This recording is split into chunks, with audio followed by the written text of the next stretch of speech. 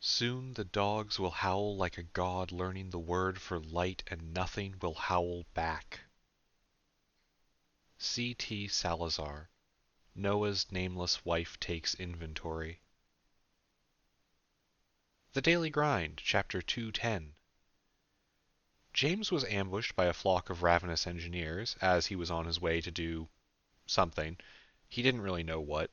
He was trying to play into his job description of a roving problem solver, so he was spending his day moving from group to group, seeing if there was anything that could be fixed through communication, a new perspective, or his unique ability to survive a worrying amount of punishment.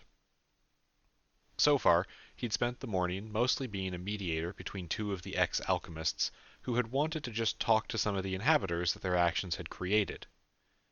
It had taken most of his time in this process to figure out if Nile and Red, both of whom had seemingly decided to never use any other name, were interested in the inhabitants for a mechanical purpose or an emotional one. They had, both of them, had a small part in the program that the alchemist had undertaken to develop the potion that made the inhabitants, the potion that killed whoever drank it, and replaced them with something else. Something that wore their old life like a mask, something meant to be the perfect infiltration unit. The inhabitants didn't see it that way. They saw their lives as violations, and none of them were especially keen on being used as anything.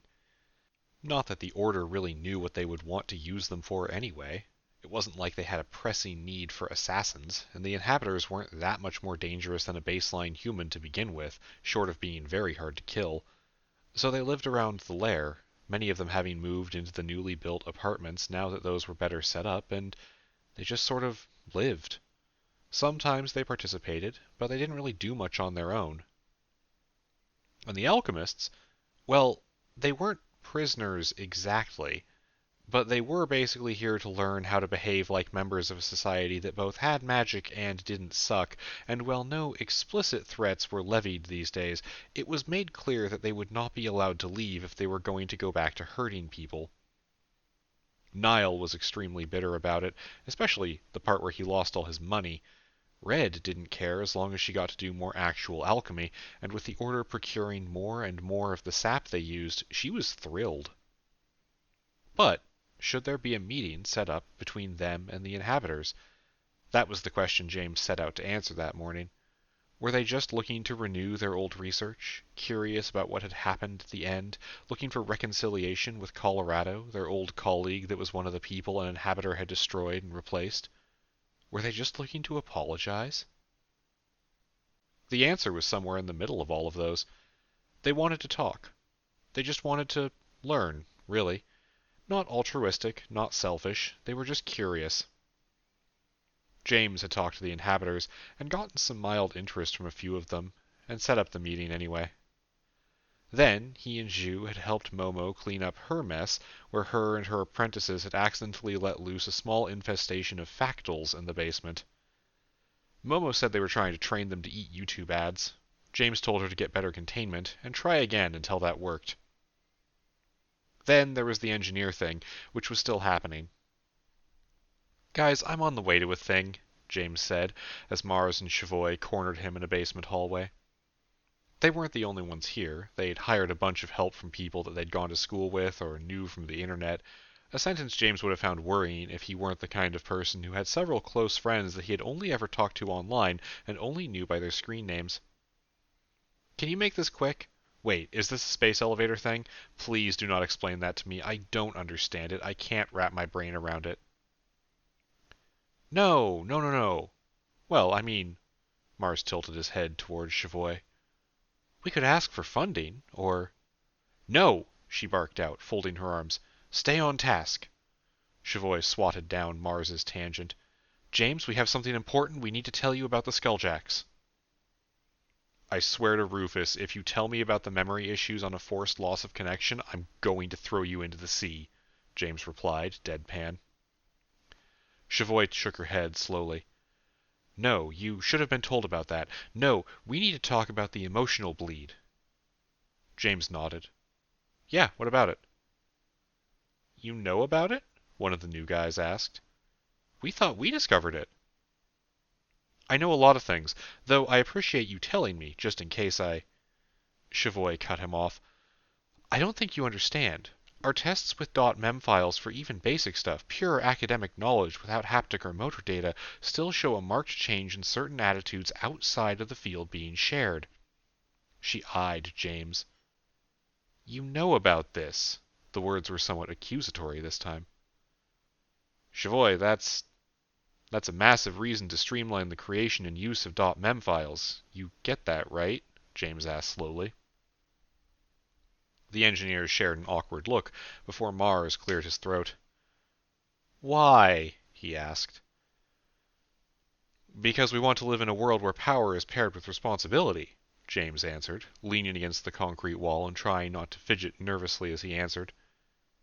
Because the fact that we can replicate knowledge is secondary to the fact that we can make gaining that knowledge something that pushes a person to be kinder, gentler, and more empathic. You want them to be mind control, someone said. James barked out his own laugh. Hardly, but I want each .mem to share two things, the knowledge and the maturity to use that knowledge. Maturity is something that can be learned, after all, so yeah, thanks for letting me know. If you can find a way to make files that are just emotional resonance, that'd be cool too. But also, find a way to check them, I guess. We want to verify, before we let anything out into the world, that we aren't going to, poison people's minds with secret bigotries and hatreds or whatever. We can do that, Chavoy said, setting a hand over Mars's mouth before he could say anything. Do you want us to figure out how to make mind control too? She asked. Absolutely not, James said. Though, if you can find a way to break any hypothetical brainwashing in advance, that'd be nice to have in reserve. For no particular reason. Now, I actually really have to go. I'm late for a pleasant country drive. All right, boss. We'll get on that. Mars knocked Chavoy's hand away with an exasperated grunt. Also, you can teleport. You're not late for anything. Wait, the teleporting is real? Was the last thing that James heard from one of the newer people before he blinked out of a basement hallway, answering the question, even if he didn't use words.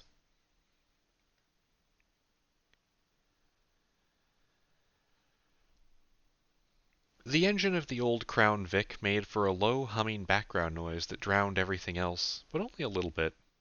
The tires on the road, the whoosh of the air conditioning, the engine rumble, all of it created a panoply of sound that meant talking had to be done a little louder, and words sometimes got lost.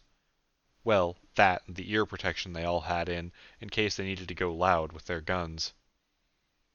Overhead, the twin suns of Route Horizon hung like orbs of molten iron. Orange and shimmering, the heat from their light baked the endless winding desert road. Every few minutes there was a rattling bump as James failed to dodge a speed hump, and behind their line of 3 cars a small school of the moving asphalt lumps chased after them with a lazy flow. James was driving one of the cars they'd bought for nothing and heeled back with the miracle gas, an old police interceptor vehicle that still smelled like burning leather on the inside. It was just him and Alana in the front, and they were rotating who drove every time they stopped. So far, they'd stopped once, and it had been to wait for Elle's car to regenerate after a quadruped that was basically just 4 legs and a body made up of folded street signs had leapt in front of her vehicle and cratered her hood. They'd passed gas stations, parking structures, and rest stops, driven on past the solitary billboards in the distant sand. James had loved the one that just read, Rock Thoughts. Like most media in Dungeons, it appeared totally random, but he and Alana got lost in the fiction of it anyway. What was it advertising? Was it a band, maybe? What kind of music would they play? It couldn't be rock. Probably some kind of new wave rhythmic chanting. One car up, Elle's customized cherry red convertible led their pack by about a quarter-mile. She had a few passengers, the Delve team she'd been coming in here with every month or so since rejoining the Order and everything settling down. No one had any new magic yet, except for more velocity storage, but her car had been retrofitted with a passenger side door that repositioned you into the seat if you touched it while trying to get in, a hubcap that made the wheel nearly invincible, and a spark plug that made the headlights something like 3 times as bright, but only from the perspective of the driver. James wanted that spark plug. and then to copy it and put it in every car he had ever had to drive past at night. Behind them, Mark and his wife, Marcy, followed in a box truck. If you'd told James that the husband and wife would have been enthralled by the call of adventure after their first dungeon delve together, he probably would have believed you, but it still surprised him to see it happen. Their young daughters had become a more common sight around the lair, and they were both adorable and utter terrors. For now, they were bringing along extra cargo capacity, because while the cars James and Elle were driving were nimble and swift, true combatants for the road of Route Horizon, they didn't really have trunk space.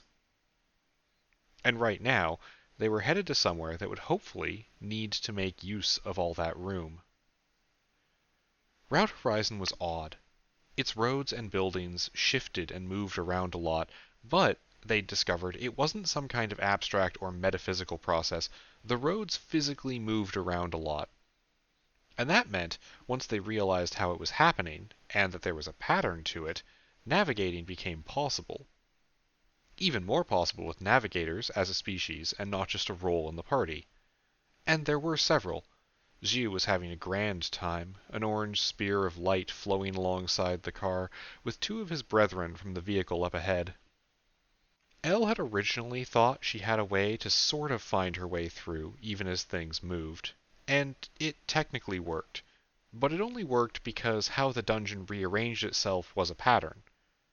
It quickly became an endurance test, as anyone who had ever driven a long road trip would tell you. But it was also a puzzle box here, waiting to be solved, better patterns waiting to be discovered, new routes waiting to be unlocked. Kirk, one of the Horizonists who was still with the Order as part of their ongoing program of restorative justice and rehabilitation, had been the one to spot the farm. It was a handful of weathered wood buildings amid a patch of fenced-off dirt within the sand, with tall grasses and vegetation no one could identify at a distance surrounding it. There were a number of dirt paths and even a driveway inside of the compound, but none of it connected to the roads. The convoy would have to cross the desert itself to get there. James was almost positive it was a trap, but he was still excited for it. And also, paradoxically, bored. It was a long drive, and there wasn't exactly a lot to do when you were driving inside a dungeon. "Question for you," he asked Alana, his girlfriend rolling her head to look at him from where she had been carefully watching out the window and the second mirror they'd put up on her side of the car. Alana gave him a long hum as she turned her eyes on James, and he quirked a smile at her antics. "Do you think people are going to end up worshipping the dungeons?" Alana gave him a silent stare for a minute before slowly pointing out the windshield at the car in front of them without turning her body. "Literally right there are people who used to, and I think still do, literally worship the dungeon, James." "I mean more worship like religions," James said, before self-correcting.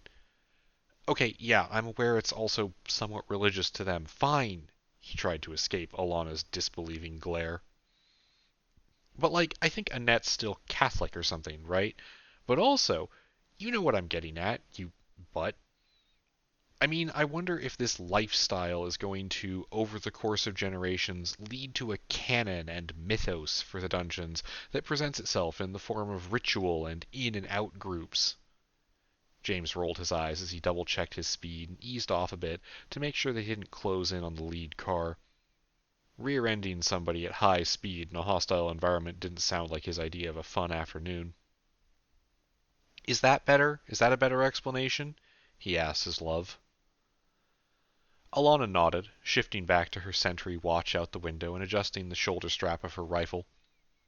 She normally didn't fit in cars in a comfortable way.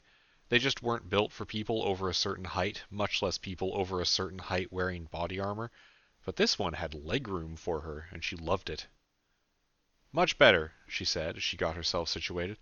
"Also, I don't know, might be a problem, long term. Should we talk to the Horizonists about it?" "I kind of want to talk to Kirk, at least, yeah." James drummed his gloved fingers on the wheel. "He's the most devout, I guess you could say. If we actually wanted to influence this whole thing, now would be the time to do it." "Wait, hang on." Alana cleared her throat.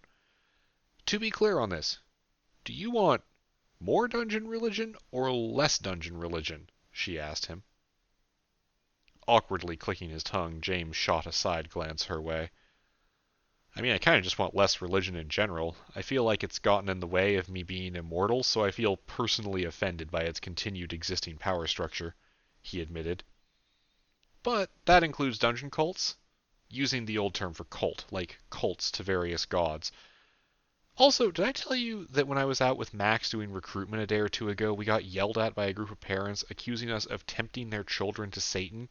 It was fucking hilarious, and also, upon reflection, absolutely depressing and gross.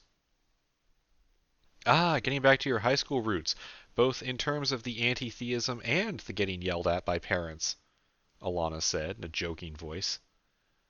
I remember you being angry a lot. Very righteous and aggressively atheist teenager. Not, she added, that I have a moral high ground around here. She trailed off with a tone that drifted from amused to kind of melancholy as she remembered just how bad her own high school life had been. Totally fair. I wasn't a very happy person, James sighed. I like to think I've gotten a little better about it, but my point stands. Despite not wanting to be a jerk about it, I don't like religions, and I don't think I particularly want any that are backed up by literal magic.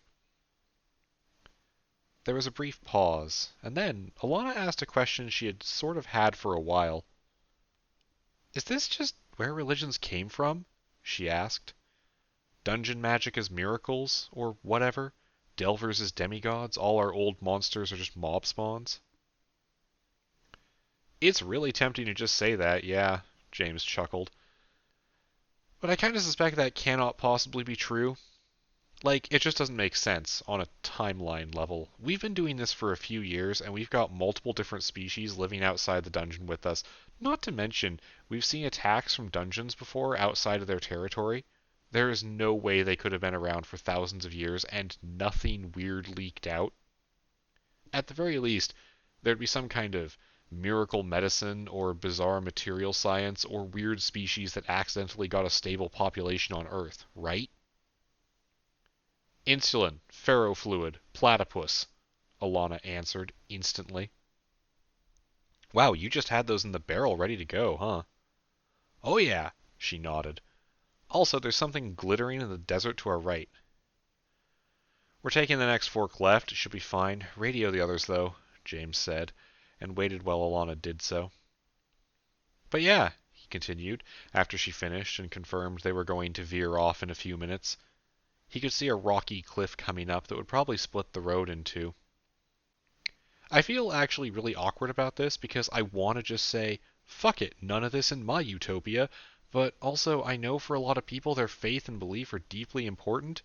I just kind of hate how it seems to do a lot of work to form divisions and power blocks that make life worse. My life worse. I think if you asked most believers of any religion, they'd probably say they don't like that either, Alana pointed out. And I just realized that's part of your point, isn't it? She hummed as James nodded vigorously. Right, because if they actually didn't like that and actually were a majority, they could just stop it. It's the cop thing all over again. God damn it. James's partner tilted back and hammered the back of her head on the seat a few times. Do you ever wonder if it's not worth trying to save the world? James shrugged, trying to keep it light. Sure, but I'm committed to the bit, he said. Besides, a lot of the potential harm actually goes back to one of the core problems with everything, which is poverty. Remember that guy back in school who killed... His throat closed involuntarily. Fuck. The guy who killed himself in the parking lot because his parents reacted badly to his sexuality. That sort of thing doesn't come from one bad event. It's a pile-up. He lost his family, but he was facing homelessness, shame, social ostracization, a dozen other things at once. What I want to do is build a world where no one's parents ever pull that shit. But if we can't, we can work on the other stuff. So, your point, Alana slowly spoke, is that we should make things better as a safety net against people being unforgivable cockbags to their kids? James snapped off a nod. Yes. Yeah, okay, she agreed. I like that. I'm thinking of running for city council somewhere soon. Mind if I use that as a campaign slogan? What, like as a hobby? He asked, letting out an oof as the Crown Vic's suspension was put to the test while they ran over another speed bump that had shot out behind Elle's car. Like, you don't have enough to do right now? Alana shrugged. I don't know, she said, taking her turn with James's favorite phrase. What am I supposed to do? I'm smarter than I've ever been. It's time to start. Whatever she was saying was cut off as their radio came to life with a crisp click and the compressed sound of Kirk's voice. Contact front, up high. He sounded worried, but then James had noticed Kirk always sounded worried in here. According to the possibly ex-cultist, it was because his spell to secure a safe journey just didn't work right in the dungeon. James leaned forward so he could look upward through the windshield. The road did split ahead, maybe a couple miles now, and the massive triangular formation of red rock that cut through the sands and divided the artificial highway stretched up high enough that he was almost looking into the sun to see the top of it. But there on its side, something silver that glinted in the sun's rays was rapidly hurtling down the cliff toward the wide and winding road. Shit, he muttered. I see it. We're falling back. Mark, take mid. He ordered the truck behind them before passing the radio to Alana and gripping the wheel tightly as he pulled to the side of the road and started dropping their speed, letting the box truck start to gain on them. This is new, Alana said, trying to get a good look through a pair of binoculars. I count 6. Kirk? Kirk's busy, the voice of a Camerconda came back. Sunrise and clouds making for a powerful addition to the normal expedition team here. We also count 6. Wheeled thing, smaller than us, closing fast. L says hostile. We are accelerating. The last word came across strained, even through the radio, and James watched as L's car shot away from them, her magic pushing them beyond what a vehicle and driver could reasonably handle safely in an attempt to flub the incoming ambush. The truck had just passed them when they flew past the rock outcrop, the right side of the road that had been empty desert suddenly taken up by a wall of stone that offered both cover and one fewer escape route option if needed. James glanced at their speed and winced. That old box truck was going under 90, and that was a problem. Because here in Route Horizon, there was one big rule for surviving contact with most of the native life forms. Speed was your best defense and your best weapon. The things here were fast, and a lot of them had some kind of projectile weaponry, but they weren't computer-guided aimbots. The faster you were going, the easier it was to simply not be hit. Also, a lot of them had even more dangerous attacks they could use when they had a target trapped or pinned, so slowing down was a horrible idea. It meant you could get dragged to a position where the monster could do basically anything it wanted, and you didn't get much of a defense. Meanwhile, if you were fast enough and maneuvering well, you could force an engagement on your own terms, and for a group like the Order of Endless Rooms, where their delve teams had gunners and Camercondas, being able to do that was a massive force multiplier. Route Horizon was incredibly dangerous. If you came in here on foot, you were not going to have a good time. But for them, it was a place where they could both cut loose and really actually test themselves. Maybe a little cliché, but to James it was a different flavor of exhilaration from his delves into the office or the sewer.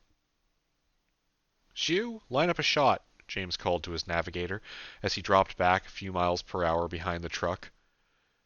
Next to his window, the orange lance of the infomorph pulsed once, then wordlessly split in his vision into a web of lines that quickly crumbled away or snapped off until only a few were left. James picked one and followed it, edging the wheel to the right just as the first of the creatures started to hit the road in front of them. They had chrome domes for bodies, with crystal bulbs that glinted with internal light as they spun down off of the cliff.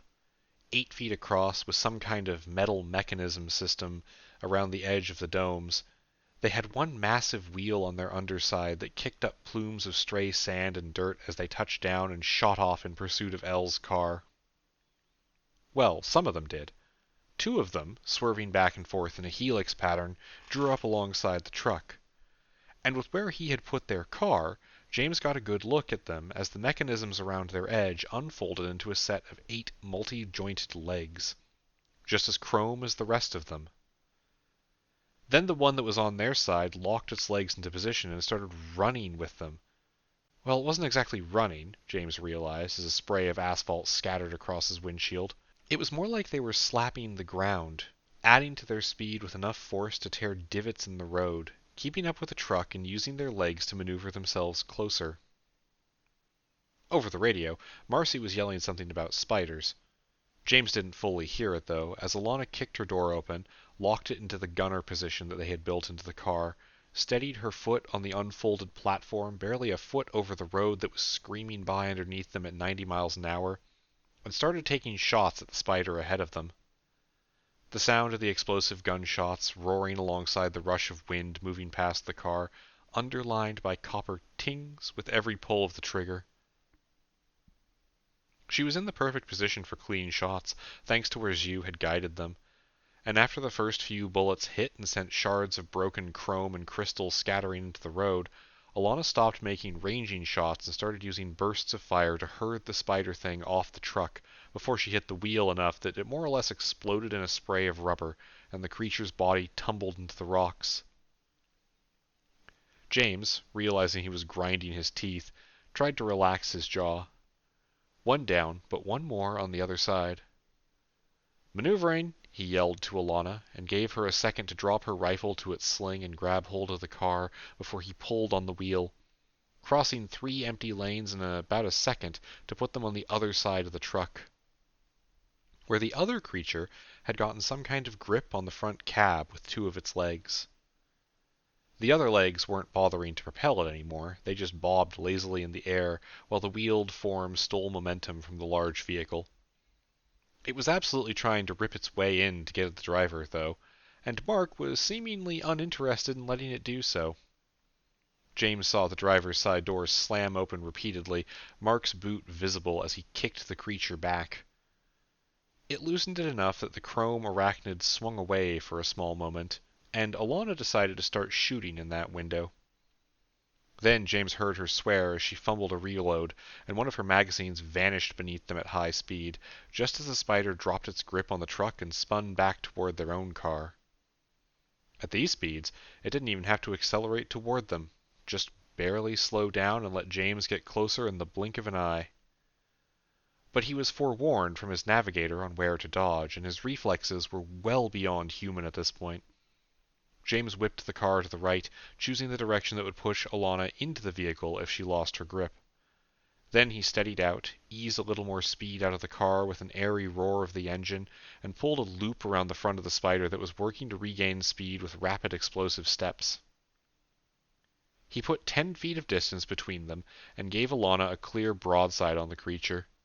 And after correcting for their speed, she emptied the rest of her magazine into it, chunks of semi-metal material joining sprays of liquid as her bullets punched through the dome, and the spider toppled to the road in a spray of limbs, vanishing behind them rapidly. His partner swung herself back into the car. "That's 2, she called into the radio. "Took you long enough," somebody said back as James brought them up next to the truck, and Alana exchanged a thumbs up with Mark. He glanced over and winced as he noticed a couple jagged holes in the side of the truck, already healing from the magical gas in the tank, but those were a good reason to keep distance from those spider things in the future. Their vehicles slid back into their convoy position, James smirking as they passed by tangled wrecks of other spiders. If speed was a weapon here, a camera conda that could freeze you directly in front of your buddy was a tactical nuke. Technically, it wasn't really freezing. These things were heavy enough that they probably had so much momentum, sunrise and clouds only would have slowed them down. But when things lined up, that was enough, and Elle and Kirk had gotten really good at lining stuff up for their teammate. "Do we want to loot these things?" James asked. "They could have navigator seeds." "No stopping in spider territory," Marcy's voice chastised him over the radio. Elle added on to that. "Yeah, dude, this is a bad spot to turn around. I'm out of velocity, too." It felt bad to just kill the things and leave them behind, but James agreed. No point in surviving a fight just to get stuck in a bad position trying to profit off it. Also, that cliff next to them could have a lot more of these things lurking on it, so he agreed that they should keep their momentum up. I don't know, man, Alana said, after she flicked her safety back on, confirmed they were in the clear, and dropped fully back into the car, shutting the door with a hand that vibrated from adrenaline. I'm seeing a compelling reason to worship the Chrome Spider Death Machine Factory. Oh, fuck off, James burst out laughing, and Alana joined in, the two of them dropping into a companionable quiet as they steadied their nerves after the fight. Compared to that, the rest of the drive to the farm was practically placid, which James figured was how most long road trips were, really. Long stretches of boring, punctuated by brief moments where everything was trying to kill you. Normally those parts were called cities, but here it was more literal. They made it to a seemingly indistinct stretch of desert road, and everyone took the chance to stretch their legs or coils as Mark dragged a few big pieces of plywood out from the back of the truck and laid them down as a makeshift bridge over the trench of spiked metal that tended to line the roadways in this dungeon. Personally, James amused himself trying to figure out if the plant growing just off to the side of where they'd stopped that looked like a skeletal network of green spurs was actually just mundane sagebrush, or if the dungeon had made it. It was tricky. He wasn't a botanist. Yet. He'd also noticed that, separate from everyone else, Kirk had stepped away and was silently staring out to the horizon of the road while the others had some kind of excited conversation nearby.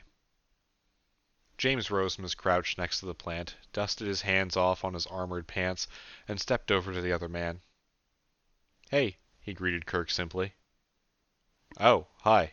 Kirk nodded at James. He was fidgeting with a cigarette in his fingers, but it was unlit. We ready to go? Almost. What you up to? James asked. Kinda wondering if the magical addiction removal wasn't a secret curse, Kirk said, tucking the cigarette behind his ear. Kinda miss these things. Now they taste like shit. Oh, don't sell yourself short. They always tasted like shit. James grinned briefly as Kirk snorted a laugh. We have an addiction cure? Kirk gave a shrug. Sorta.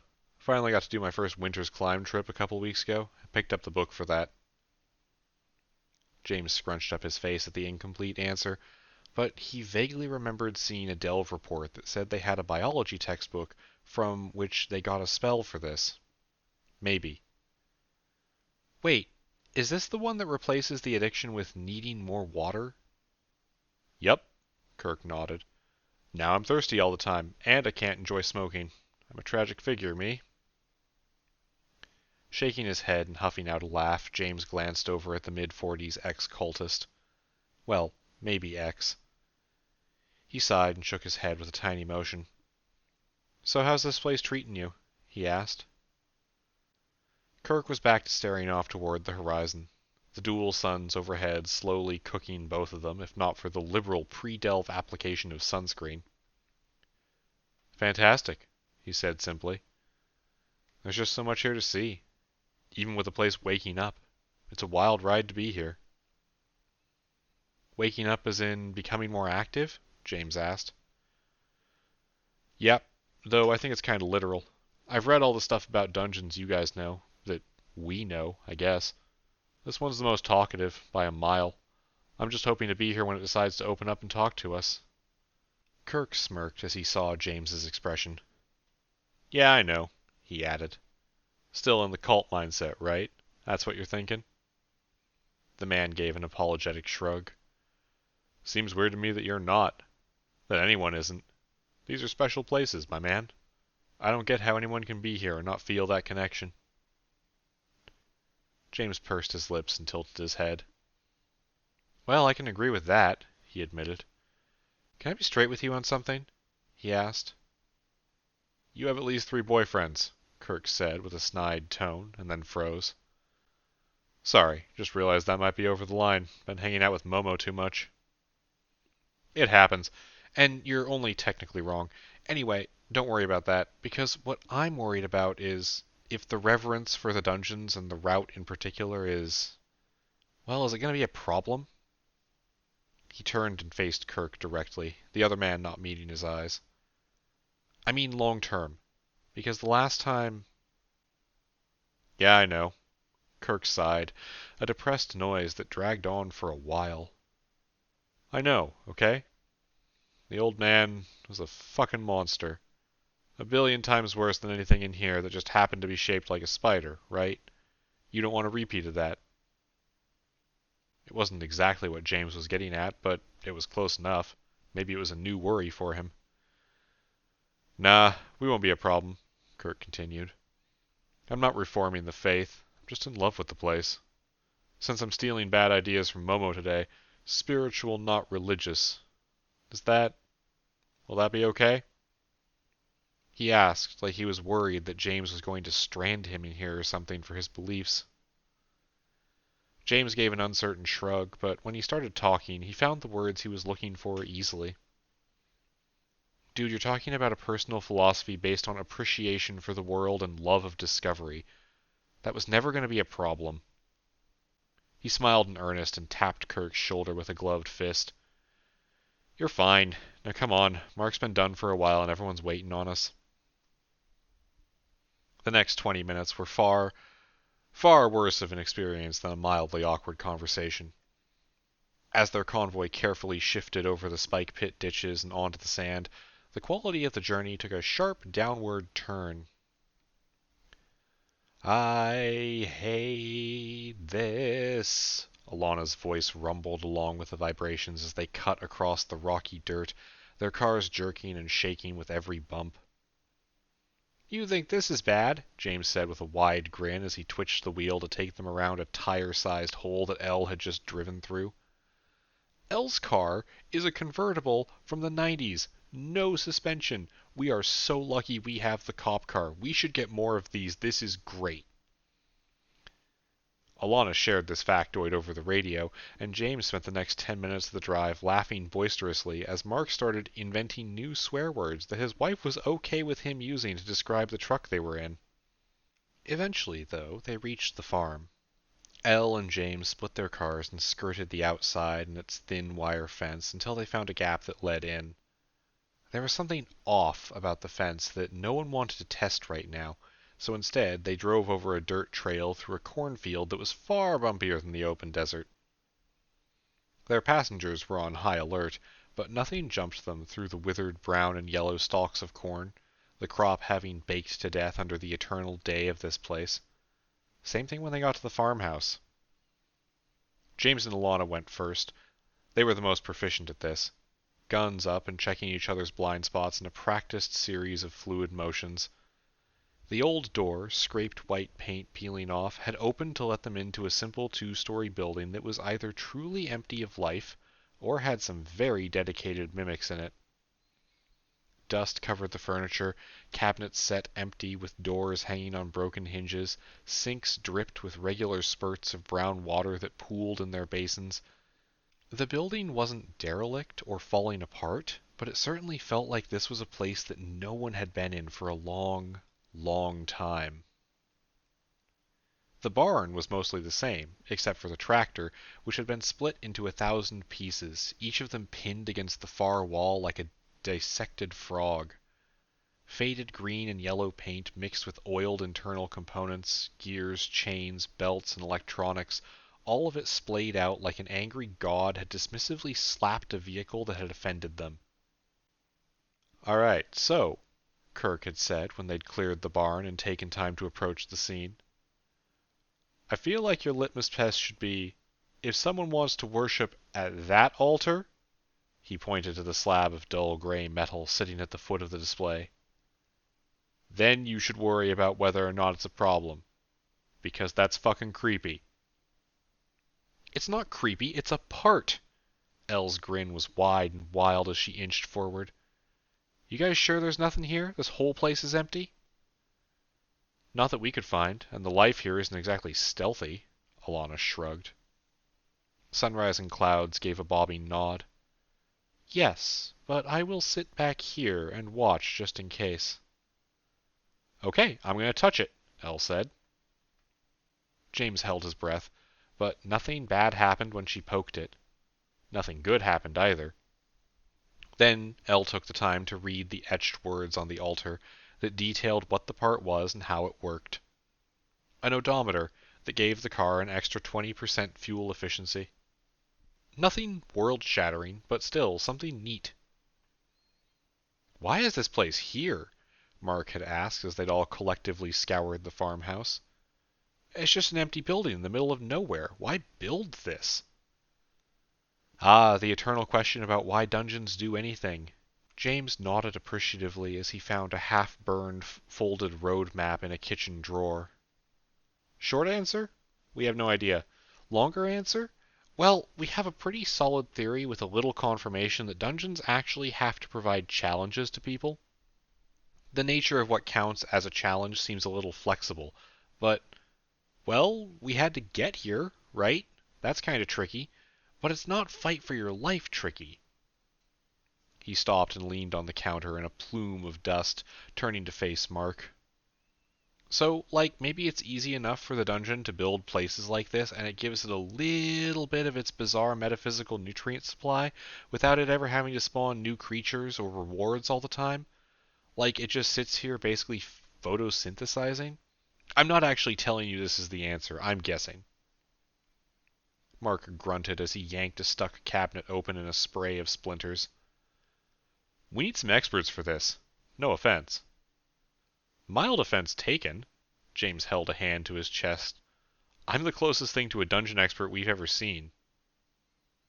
"Yeah, and you're guessing. We should hire actual scientists," Mark said. "What kind of scientists do wildlife analysis?" "Zoologists?" James raised his eyebrows, unsure of his own answer. "I'll Google it when we get out." The group continued their thorough sweep of the farm's buildings. Alana and Sunrise sitting outside, both with their guns cradled like they expected something to happen at any second. The tension ebbed and flowed.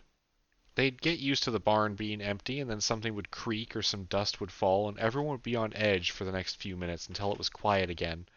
But at no point did anything ever lunge out for their throats. By the time they had plucked everything they could find that looked even remotely useful out of the place, they'd gotten a kind of sad loot haul for the time it took to get here. A half-dozen scraps of map, a couple of them larger than a square foot in area, but none of them matching each other. A half-full gas can that could not possibly still be good, but might be if it was magic gas in some way. An equally half-full bottle of something that seemed like it was moonshine, and that, along with the magic car part, was it. "Well, you didn't need us here for you kids at all," Marcy said as they'd gotten back into the cars, looking with mock disapproval at James and Elle. And he found he didn't really have a counterpoint to that. This had just kind of been a bust. "I'm going to head home and sleep after this," James told Alana as she drove them back, miles of dungeon road vanishing under their wheels as they took the long hour drive toward the entrance to mundane Earth. "What are you up to later?" "Nap sounds good, yeah, but buddy, you might have just cursed yourself." "Why's that?" "Literally every time you say you want to rest, something comes up. You couldn't go to the beach without having to solve 8 interpersonal problems." "I like solving interpersonal problems," James defended himself. "No one shoots at me over—" "Almost no one shoots at me over—" Alana cut him off with a bellow of laughter, filling the inside of their car. All right, she said, taking one hand off the wheel to pat him on the leg. "Just remember that I warned you." And then, of course, her warning bore fruit. An hour and a half later, as they'd parked their cars in the Taunton base of operations, James got a phone call from Nate. He'd actually gotten several calls, but it turned out dungeons didn't have cell service, and this was the first phone call he'd answered. Yes, Nate admitted, they were backing off on the New York thing. Yes, the Rogue Division wasn't pushing leads or getting into dangerous situations right now. But, all that aside, he had an address, and as long as James had some free time, maybe they could check it out with overwhelming force, instead of just getting another rogue arrested. James looked over at Alana as he hung up. I'm mad at you for this, he said. I wasn't cursed at all until you said it out loud. He lied. His girlfriend gave him a waggle of her eyebrows. Hey, I'm up for it if you are. We've been sitting down for hours. Let's go get into trouble. That's the opposite of what Nate wants, James said. Nate doesn't get what he wants, Alana told him. Nate wanted to inform on us to the FBI. Now Nate gets paid $250,000 a year to be a chef.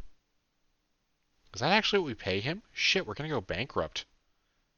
You really need to read the things Karen puts on your desk, was the last thing that Alana said before James waved a rapid goodbye to Elle and yanked the telepad page.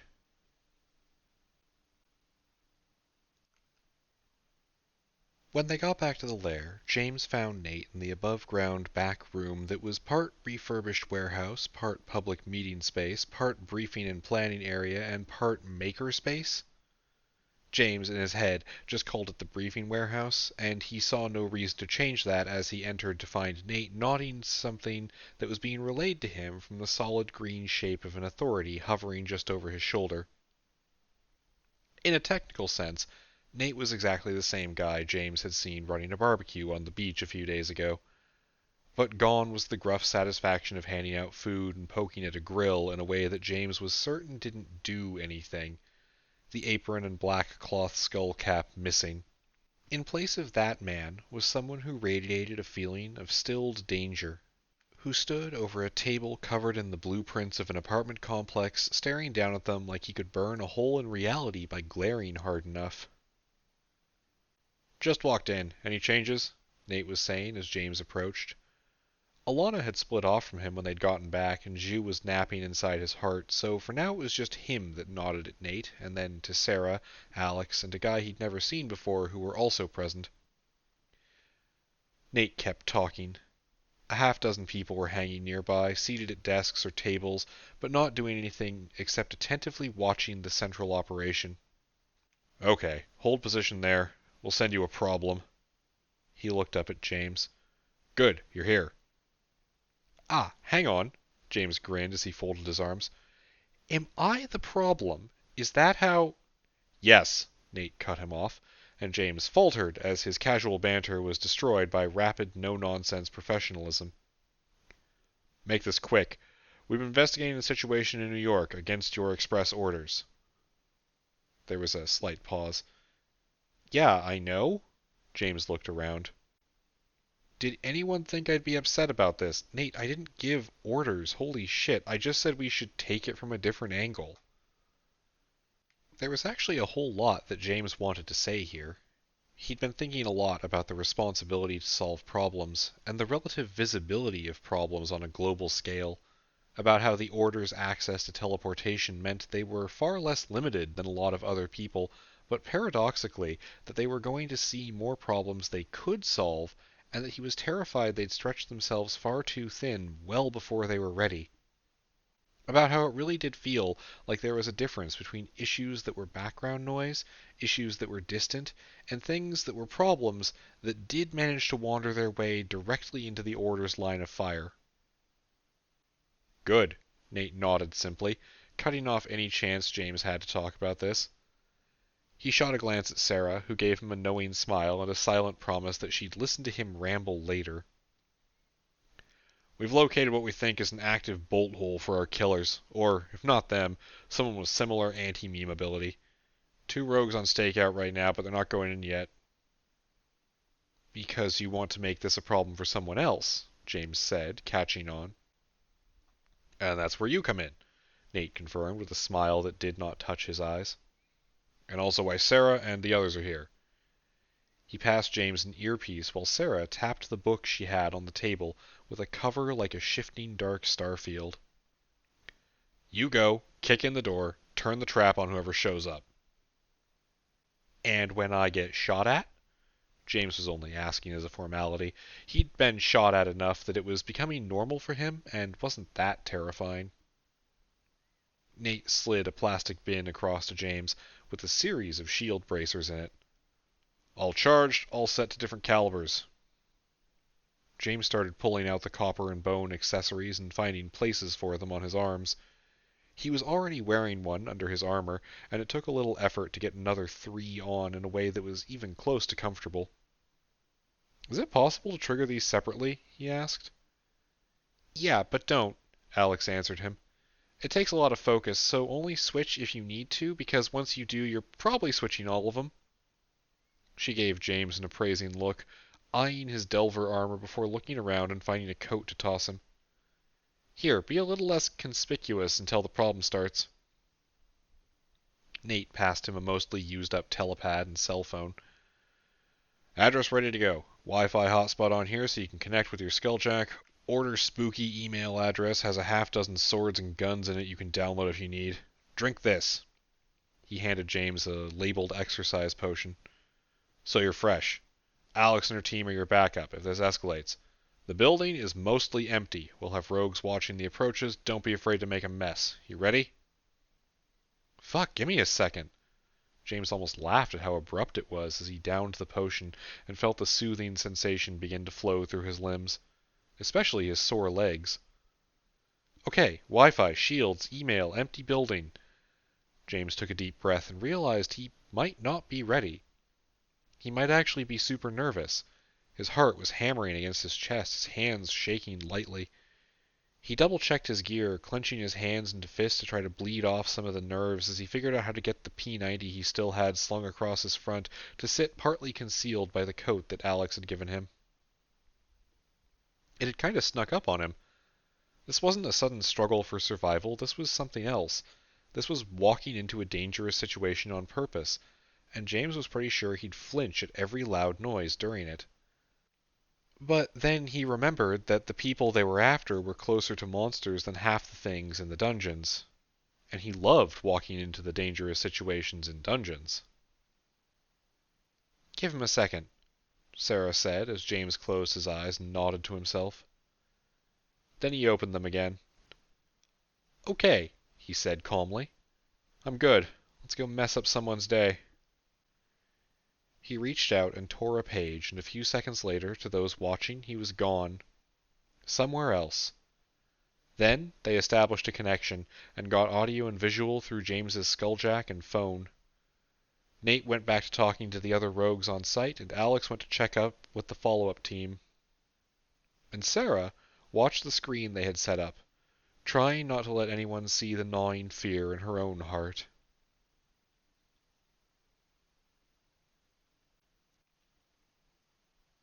When James appeared in the lobby of the apartment building, he wasn't actually prepared for the environment. In his mind, apartment building meant a 2 or 3-story structure with outside access to each of the units inside. It was pretty uncommon around his hometown to see buildings that were much taller than that or that had internal doors.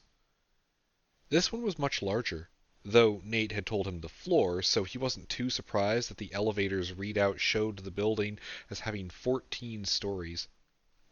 2 whole walls of the lobby were taken up by fake brass mail slots, and a potted plant that was dying despite being fake set near the window to the outside street. The windows had a couple spots that were covered with duct tape, and the tile floor was cracked and scuffed to hell and back. It smelled like mildew and decay. James hated it.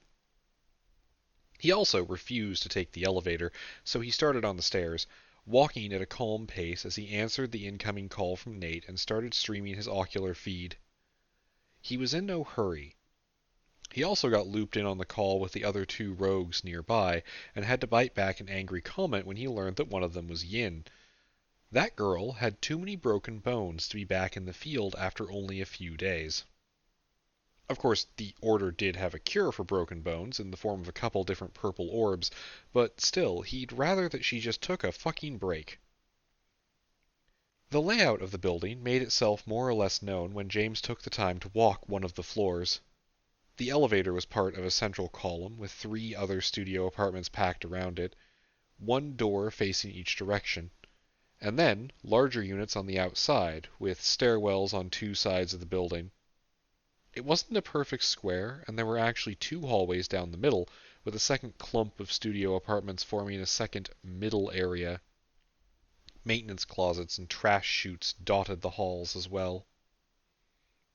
He didn't pass anyone as he checked the layout before he went back to the stairwell and climbed the last few floors. "What's up with how empty this place is?" James asked over the phone as he opened the door to the stairwell, old grime wiping off the handle and onto his glove. "Is this wizard shit?" "Probably not." Ben's voice came through their connection. "This place got bought by a different management company that applied for it to be low-income housing, which ironically priced out a lot of the residents. We talked to someone at the company and read their emails. They're basically waiting for leases to run out before they bulldoze the place and sell the land. It's an insurance thing, probably illegal." Yin jumped in. "We think it's getting used because it's empty, not empty because it's getting used," she clarified for James. "There's a couple other assholes using it too. We'll fill you in later." "Yeah, good call," James said, stopping outside floor 7 and taking a deep breath as he set a hand on the door. "Okay, I'm here. Going onto the floor now. Anyone come in after me?" "No." "Nope." "All right," he said, and reached out, and then paused. The bar to the door here had a clear mark in the middle where the dirt and dust had been rubbed away. "Did either of you come in here?" he asked. "Absolutely not." Yin's voice had a rough note to it. "Not after last time." Well, that didn't bode well. James took a breath of the unpleasant air in the stairwell, the cold concrete somehow not adding to the flavor, and pushed the stairwell door open. The apartment they were going for, the one that didn't appear on any records, was on the west side of the building. He'd taken the east side stairwell, which had required getting directions from someone who could actually navigate, so James had a little distance to cover. He tried to keep his footsteps quiet on the old wooden floors, hoping the buzzing of the lights overhead would drown them out. He moved forward to the corner of the building and took another moment to collect himself before peeking around it. No people, and no door to an apartment on the outside wall, either. "Now hang on," he muttered. "There's a door there," Sarah's voice spoke in his earpiece. "We're having trouble seeing it, but it's there, so confirm whatever they got, it works on records and senses. That's cool. You should be able to see it if you get right up close." "I'm not a fan," James muttered. "Alright, I'm gonna..." He stopped talking instantly and pulled back around the corner as a noise sounded in the quiet hall. The sound of a metal latch clicking open as the stairwell door on this side of the building was pushed open. He tried not to hold his breath as he listened to footsteps, heavy footsteps, thump out into the hallway before receding from him by a short distance. James tried to relax and loosen up his muscles just in case he'd need to move quickly soon, while he kept his ears open. A few seconds later he heard a vaguely feminine voice make a grunt of exasperation before he started hearing tapping on wood. "What the fuck is that?" Nate hissed over an open call. "Anyone?" "No one went in," Ben's voice insisted frantically. "I fucking swear, no one went in." James nodded to himself. That left two options. Someone who was already here, or someone who had entered the same way he had. Or helicopter, maybe, but he figured Ben would have mentioned helicopter. He tried to put some thought into the situation. They were tapping the wall and moving down the hallway. They were looking for the same thing as him. They knew there was a door, even if there was a wall where it should have been.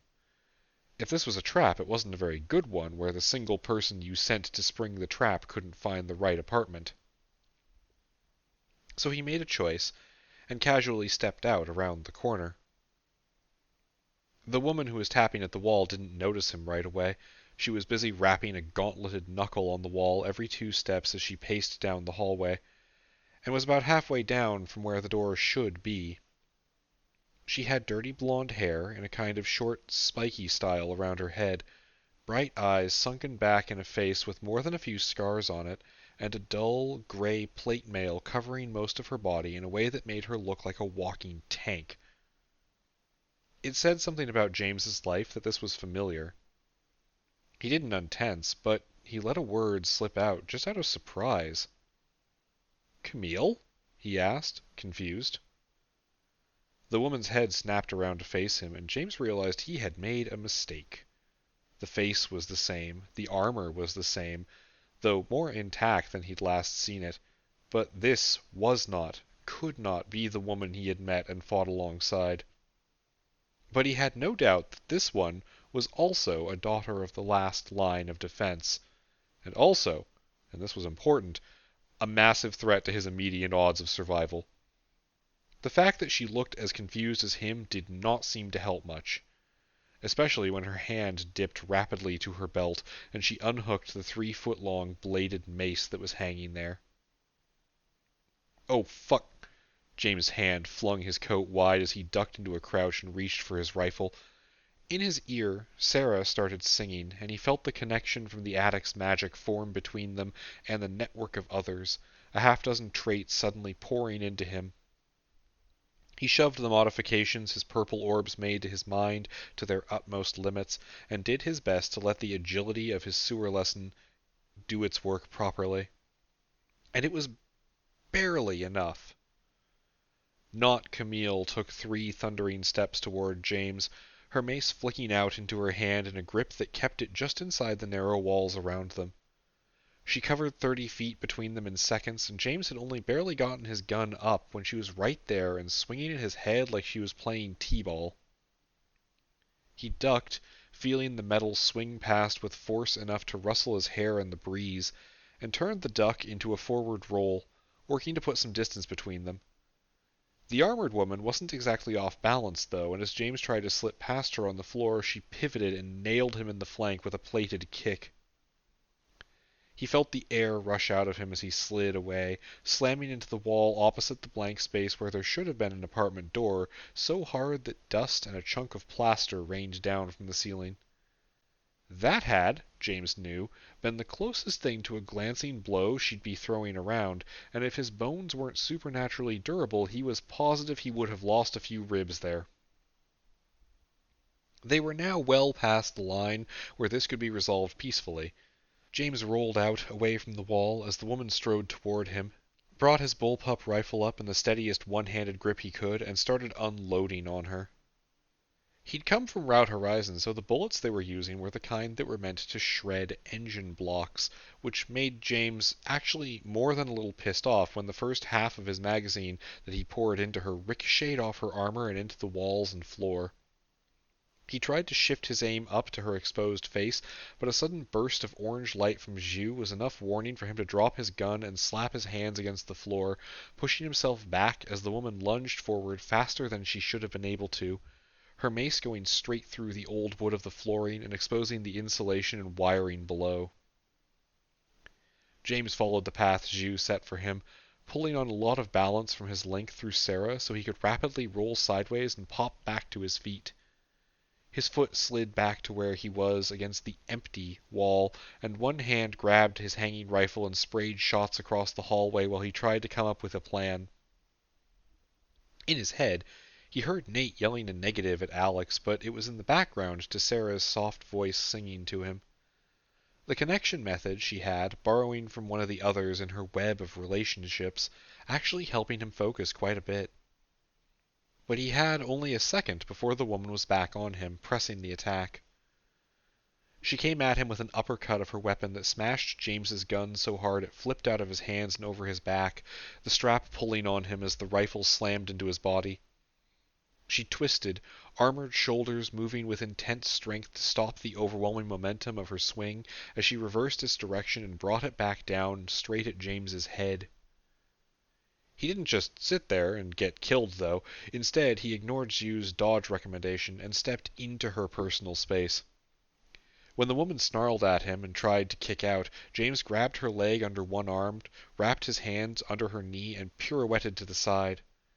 She could be as strong as she wanted, but leverage waited for no one, and when she slipped slightly off balance, James capitalized on it, planting a hand on her shoulder and pushing into her, asking the people through Sarah for quite a lot of raw strength as he slammed the armored woman into the floor hard enough that it shuddered the building.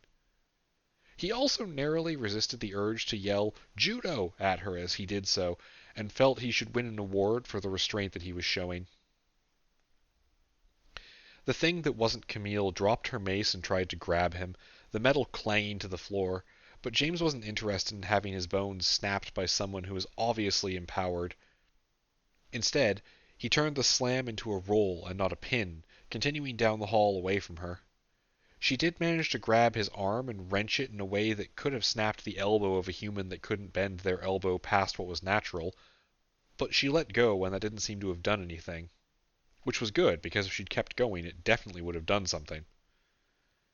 James sprung back to his feet, ache in his arm already fading, and then whipped back around and aimed a kick at the side of her head as she was slower getting off the floor. His foot definitely impacted her skull, but aside from an angry grunt, it didn't seem to do much. And James danced back away down the hall, hooking her mace with a boot and sending it skidding across the wood behind him. When the kick didn't seem to work, he mentally flicked open the Order's emergency email account through his skulljack, opened an attachment for a handgun, felt the object drop awkwardly into his hand, and then filled the hallway with a trio of explosive bangs as he just tried shooting her again. It didn't work, even when he shot her directly in her unarmored face, which was both disappointing and terrifying. Then she spat out something, literally spat, a kind of dusty smoke flowing from her mouth, and James hopped back as the cloud rapidly formed and stabbed forward. He mostly got out of the way, but it enveloped his hand before it disappeared, taking with it the sleeve of his coat, the bracer plate of his armor, and most of the pistol.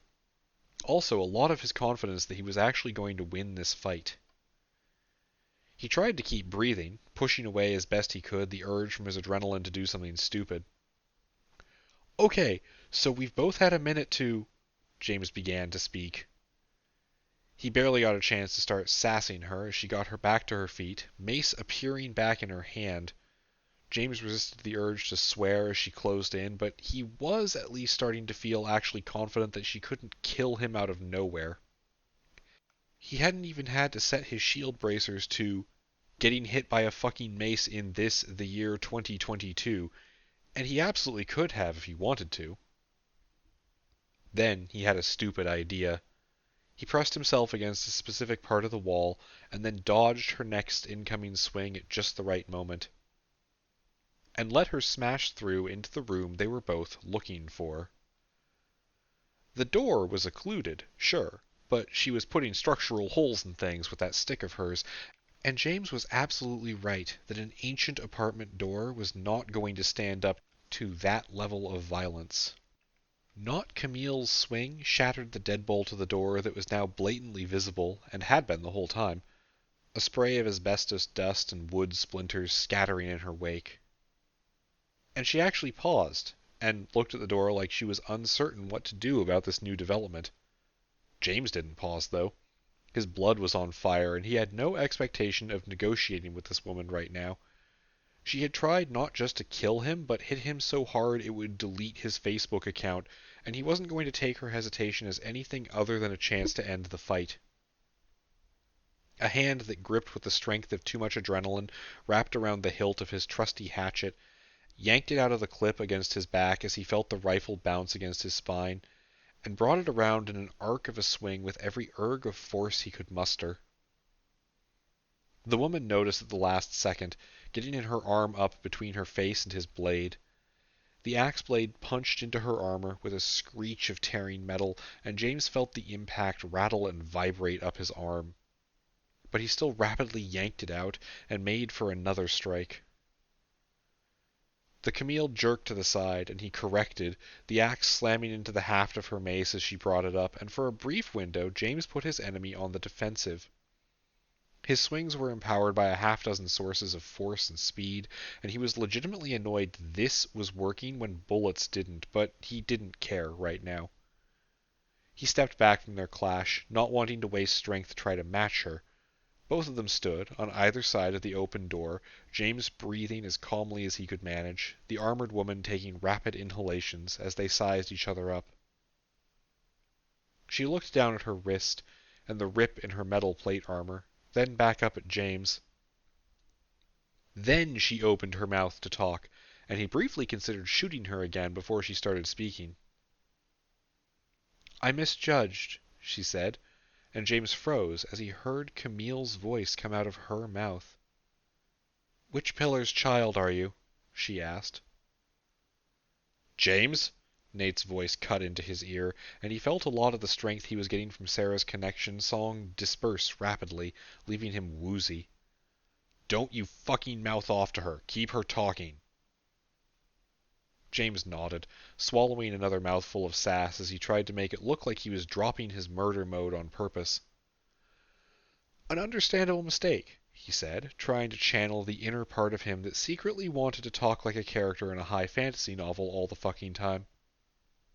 They are a private individual. The armored woman made a noise that was almost a laugh, but was slightly too disinterested and cold to really count. A relatable feeling, she said. James nodded, trying to give her a sympathetic look that was still a little condescending, building a character as he went. Well, if we aren't going to kill each other, perhaps we could see what we came here for? He gestured to the open door, before looking down at a hand still holding a death grip on his hatchet, and trying as hard as possible to pointedly be casual as he returned it to its sheath clip. The woman eyed him for a long moment, before giving a simple nod and replacing her mace at her side. Agreeable, she said, turning away from him like he was beneath notice and stepping over the door she'd slammed off its hinges largely by accident a minute earlier. James resisted the urge to say something under his breath, instead just following after her. In his ear, Nate spoke calm directions which he did his best to focus on. Sweep the interior slowly so we can look it over later. Tell Pat out if she gets hostile again. We don't think this is the trap, just a coincidence. Stay alert. James nodded, wondering with some worry if the woman he was following could hear what was being said to him. He also wondered if this earpiece was magical, since it had stayed in his ear properly when he was being thrown into a wall, and that was pretty damn impressive. The inside of the apartment was unremarkable, except for the door sitting in the entryway. 2 doors on either side, a cramped bathroom to the right, an empty bedroom to the left. Wood floors, which made James mark it down in his internal estimation even further. Straight ahead was the kitchen and living room, which still felt too small. He kind of got the impression the ceiling here was a little bit too low, not by much, but by enough that it got to him. There were a couple windows that would have looked out over the nearby buildings and roads, except they had sheets of brown butcher paper up on them, held in place by strips of blue tape. The kitchen wasn't entirely empty, the old laminate counter having a coffee machine and a toaster on it, along with a half-empty bag of bagels and a stack of paper cups. There was also a wooden table and a few chairs, as well as a stack of banker's boxes against one wall, so the place wasn't fully uninhabited. The woman mused, walking over and picking up one of the cups, looking at it like she was seeing into the secrets of the universe. James walked past her, trying to project confidence, and looked around the room like he was here for something specific. So, he said slowly, nice place they've got here. Is it? She asked with a kind of apathetic curiosity. Strange. And there's no one here. I see that. James tried his hardest not to be sarcastic. He really did. And not much of anything else besides. He stepped over to the cardboard boxes and carefully lifted the lid on top of one of them. Empty. Which makes me wonder why we've ended up here, at the same time no less, he pointedly asked as he replaced the box lid. The woman glanced over at him with an appraising gaze that flickered across her face in a rapid change from how she looked at the rest of the empty apartment. Do we need a reason to do our duty and hunt outside influence? She asked. James snorted. The question was so obviously a test. He didn't miss that she had easily let slide that he didn't list his pillar, or that she hadn't followed up on him knowing Camille's name. He was keeping an eye on her, not ready to be blindsided, but he could maybe get a little more out of her, and fortunately he knew a couple names he could drop, or at least allude to. I forgot that your dad's hardly the last line the way he goes around swinging at things, huh? James prodded. My father's actions are needed. The woman didn't exactly bristle, but it did feel like it. Right, which is why you're preemptively striking at empty rooms just because they're slightly secret. James rolled his eyes at her. Come on. It was almost worrying how little social defense this woman had, compared to how much armor she was wrapped in. Just like her sister? James wasn't sure, but just like Camille had been. She visibly flinched from his words and seemed to struggle to compose a reply that validated her actions. The chainbreaker is plotting once again, using the actions of others as a smokescreen while she takes action around this accursed city. She is hunting something. She must be stopped. Okay, James trailed off. That was a new proper noun mixed in there. It also complicated things. It meant they weren't just tracking one group, but at least two. It also didn't explain why the police seemed to be stumbling around all the places of interest, like particularly violent speed bumps. And you? Why are you here? James glanced up, and noticed the woman had stepped out from the kitchen counter and was staring at him once again, hands set on the hilt of her mace. He considered lying, considered telling the truth, and then paused as he held up a hand to her and listened to the voice in his ear. James, you hear that? Nate said, repeating himself. There are police entering the building. Might be time to leave. James went over to one of the windows, ignoring the increasing hostility at his back and refusing to answer. He tore down the sheet of paper. Behind it, through the cracked and filthy window pane, he could see down to the street below, and the dots of police cars that stood out parked at haphazard angles on the New York road. Huh, he said. Guess that's the trap. Any comment on this? He asked the woman who was looming behind him. Unaltered officers? She asked, her stride bringing her next to James in the window and a rapid pair of steps to look down at the street. What is this? More or less my question, he replied. We should get out of here before they get up. His comment was interrupted by a furious slurred bellow from the door, telling him to drop his weapon, and then the sound of gunshots. One of the shield bracers James was wearing flickered a dome of golden lines of light several times in a row as shots slammed into the otherwise invisible protection. The woman was already moving by the time James turned, dashing through the lines of light like they weren't even there, closing to the doorway as the thick man in uniform continued to mechanically fire his weapon into her. James started moving too, following after without really knowing what the plan was, aside from trying to extract more answers from her before she inevitably realized he was just performing an impromptu interrogation.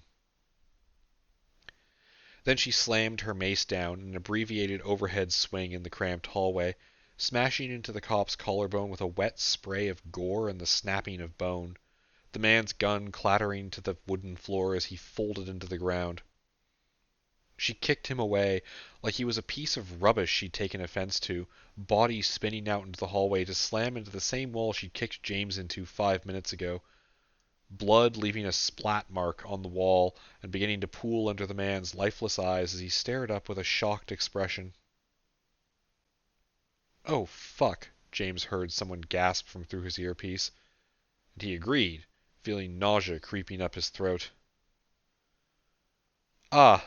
The woman staggered back, one gauntleted hand dragging a furrow through the drywall as she did so. James rushed forward to grab at her arm. You okay? Thought you were bullet-proof. He trailed off as he saw the craters punched through the front of her armor, red splatters oozing out of them. Shit, okay, we need to get you...